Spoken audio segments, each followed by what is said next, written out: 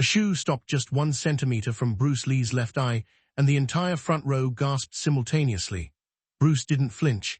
He remained seated in the guest chair, hands resting flat on the armrests, and glanced without turning his head at the white soul suspended beside his face, then at the young man balancing on one leg behind it.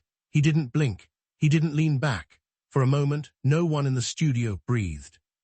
Then the young man smiled, lowered his leg, and turned to the audience with open arms, and 200 people exhaled at once and roared.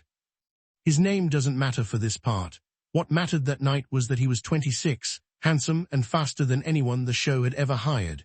He came from the European full-contact circuit, could lift his heel above his own head, and for 11 minutes delivered a highlight reel to the crowd, spinning kicks cracking the air a palm's width from potted plants, a jumping heel kick that snuffed out a lighter flame the host held up. Splits, the whole vocabulary. The audience had never seen a body do those things on a living room set with a painted city behind it. They were his, and he knew it. And the small man in a black jacket in the chair beside him had watched all of it without once seeming impressed, which the young man had noticed, and which had been eating at him for 9 minutes. The host lit the fuse unintentionally. In his characteristically casual manner, he asked whether the old styles still held up against what the young man was doing, the beautiful versus the effective.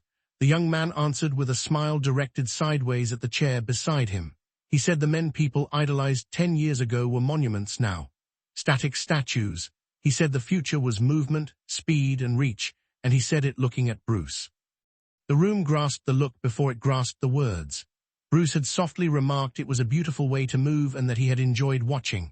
He meant it. That was the problem.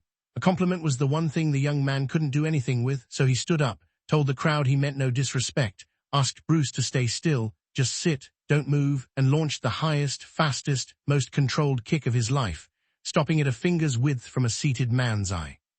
And the seated man didn't move.